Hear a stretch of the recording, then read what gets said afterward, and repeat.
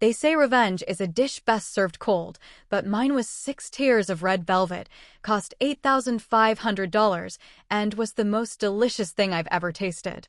My wedding cake was a masterpiece of sugar and art, and watching it shatter was the best money I ever spent. Because lying in that wreckage of crimson crumbs and ivory frosting was my own sister, Elise, seconds from unconsciousness. She had meticulously planned to spike my champagne, to turn me into a stumbling, slurring mess in front of my distinguished new in-laws. I simply let her plan proceed, with one crucial edit. A gentle swap of glasses, a gracious toast, and the result was the most profoundly satisfying sight of my life, my precious sister collapsing into the ruins of my cake. But to understand why my flesh and blood wanted to torch my happiness, you have to rewind. My name is Clara, 30 years old, a senior strategist at a boutique consultancy in Savannah. I built my life on control and foresight. My younger sister Elise, 28, was a content creator, a glossy term for being chronically underemployed while curating a lavish online fantasy. What her 15,000 followers didn't see was the $62,000 in secret debt slowly suffocating her. Our parents, Arthur and Vivian, had an unshakable bias. Elise could do no wrong.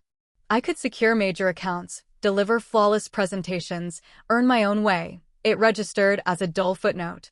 Elise could post a filtered sunset with a vapid caption, and our mother would call it profound. Their favoritism wasn't just emotional. It was the architecture of our family. Elise's envy metastasized when I became engaged to James. James was a cardiology fellow, brilliant, grounded, with a calm that felt like a sanctuary. But what truly ignited Elise's obsession wasn't his character, it was his lineage. The Winthrop family were Savannah gentry, their name on museum wings and library endowments, the kind of people who summered in places with no street addresses. Elise didn't just see a brother-in-law, she saw a gateway. During the wedding planning, her sabotage campaign began. It started with a casual visit 4 months out. She breezed into my apartment, wearing athleisure that cost more than my car payment. "We need to talk about the wedding party," she announced, dispensing with hello. "I have to be your maid of honor." I looked up from my vendor contacts. "Elise, I asked Maya months ago." "You know that." She made a face. "Maya? Your accountant friend?" "Clara, be serious. This is a Winthrop wedding. The photos will be in the Chronicle. Do you want someone who looks like she audits the ceremony standing beside you? It sends the wrong message. Maya is my best friend. She's my person. And I'm your sister," she whined, the tone that had unlocked our parents' compliance for decades. "Your only sister. If I'm not beside you, people will talk. They'll think there's a rift. It reflects poorly on you, too. Besides," she added, her eyes glazing with calculation, "the exposure would be incredible for my brand. The historic Magnolia House? The Winthrop connections? This is content gold." I should have shut it down. But I hesitated, and that was my first error. She called our mother. Within the hour, both my parents were at my door. Vivian's eyes were already shimmering with manufactured tears. Arthur wore his deeply disappointed mask. "Darling," my mother began, taking my hands, "Elise is heartbroken. She feels excluded. She thinks you're ashamed of her." "That's not." "Your sister is under a great deal of strain," my father interjected, his voice brooking no argument. "The least you can do is offer her this gesture.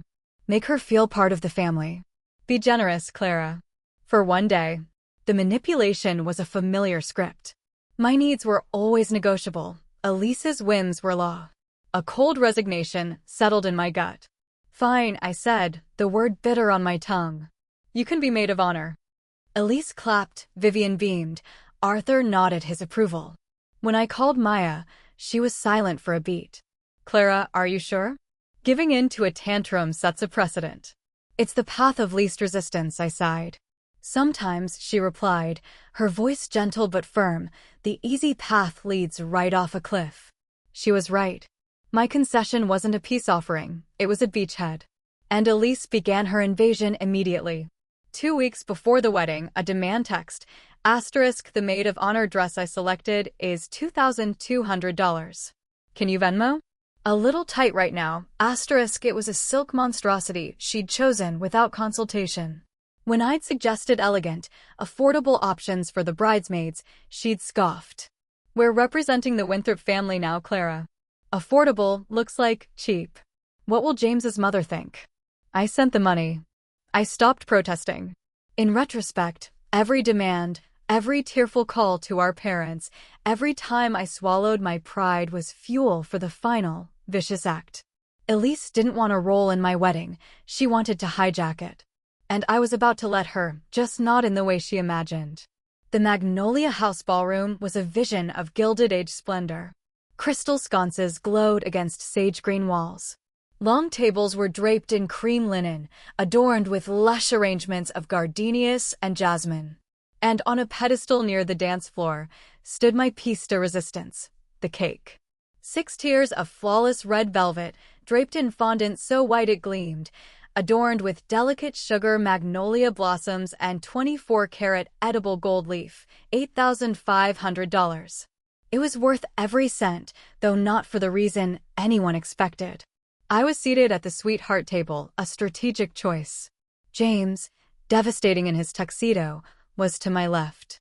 Elise, preening in her champagne silk, was to my right. Next to James was his best man, Ben, a fellow doctor with a steady demeanor. The geometry was intentional. In photos, James and I would be angled toward each other, the light flattering. I thought I'd planned for every variable. Before each of us sat identical crystal champagne flutes, filled for the toasts. The air hummed with conversation and the clink of fine china.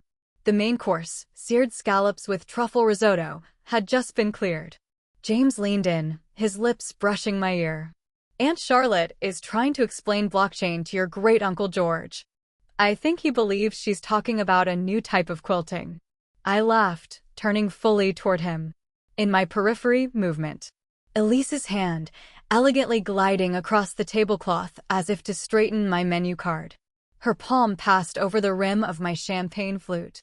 A quick, subtle tilt. A few clear drops from a vial concealed in her hand fell into the bubbling liquid and vanished. She withdrew her hand, a ghost of a smirk on her lips. She thought she was invisible. She forgot about Maya. My best friend, seated with a direct sightline at the family table, saw it all. The sleight of hand, the vial, the smirk. My phone, face up beside my plate, lit up with a text. Maya * glass swap. Now. She spiked it. The world narrowed to the pulse hammering in my throat. I stared at the flute. It looked pristine. Innocent. This wasn't jealousy. This was chemical warfare. She intended to humiliate me, to make me an unfit spectacle in front of the Winthrops.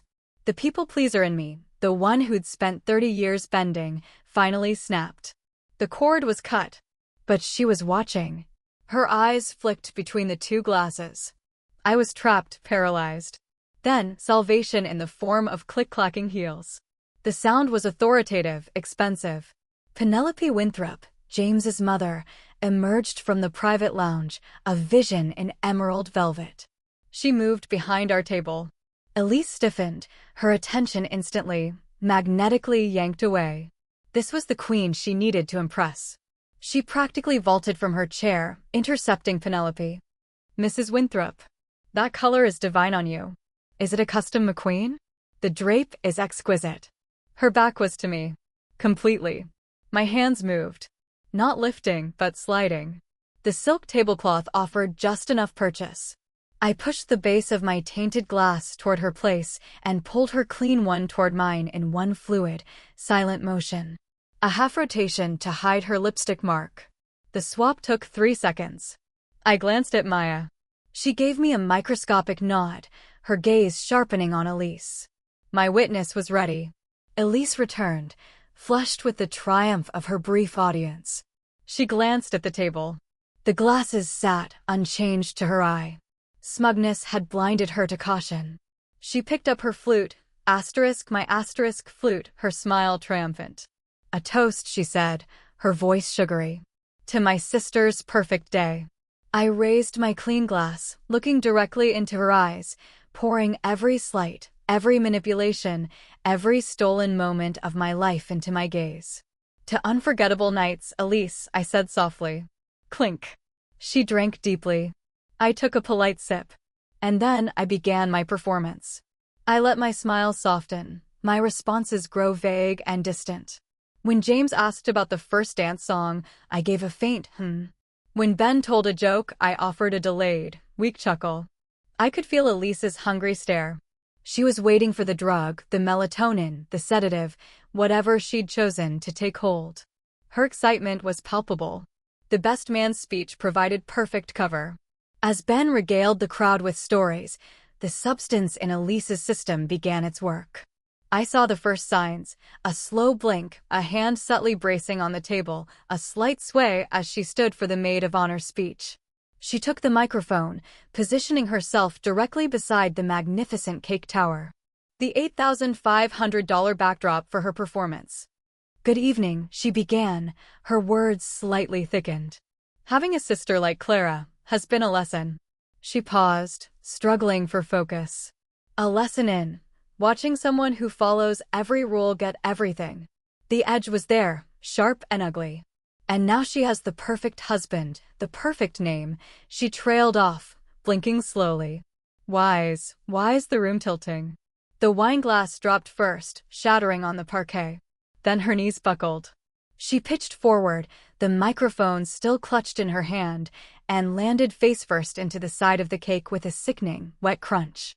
The destruction was apocalyptic. 6 tears shuddered, then cascaded down in a landslide of red velvet, cream cheese frosting, and gold leaf. Elise lay motionless, half-buried, her dress and hair coated in garish red and white, a grotesque parody of a crime scene. My mother's scream tore through the stunned silence. But James was already moving, his doctor's instincts overriding the shock. He was at her side in seconds, rolling her onto her side, clearing frosting from her airway, checking her pulse. Someone call 911. His voice was a command. He examined her pupils, his expression turning to stone. This is a CNS depressant reaction. Synergistic with alcohol. The ballroom was utterly still. The microphone, trapped under Elise's chin, caught her delirious mutter as James moved her. Wrong. Glass, she slurred, the audio horrifyingly clear through the speakers. The sleepy one, mine. Time stopped. The confession hung in the air, undeniable. James looked up, his gaze finding my parents, who had rushed forward. She drugged herself, he stated, clinically cold. This was intentional. The target is obvious. The ambulance arrived. As they loaded Elise onto the gurney, James turned to my stammering parents. You will go to the hospital. You will handle this. If I ever suspect a threat to my wife again, the next call will be to the police, not EMS. Are we clear? My father, for the first time in my life, was speechless. He just nodded, pale, and followed my weeping mother out. The hotel manager approached, wringing his hands. Mrs. Winthrop, shall we end the evening? I looked at the ruined cake, the symbol of a day that was supposed to be perfect. I felt not loss, but an immense, weightless liberation. The monster had been vanquished by her own venom. Clear the stage, I said. Bring out the dessert reserve and more champagne. I turned to our remaining guests, our true friends, James's supportive family. The party, I announced with a genuine smile, is just getting started. And it was. We danced, we laughed, we celebrated free from the shadow of my family's toxicity. The next morning, a text from my mother. Asterisk, how could you be so cruel? She was overwhelmed. She made a mistake. Family forgives. Asterisk. The old Clara might have crumbled. The new Clara deleted the message and then blocked every one of their numbers. The silence that followed was the sweetest sound I'd ever heard. 1 year later, asterisk. James and I walked through the magnolia-scented streets of our neighborhood, his hand resting on the pronounced curve of my belly. Our daughter was due next month. We'd built a life of chosen family, of peace.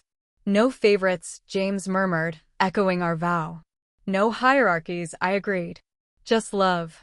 My family's attempts to reconnect, through mutual friends, guilt-ridden letters, went unanswered. Some bridges aren't meant to be rebuilt.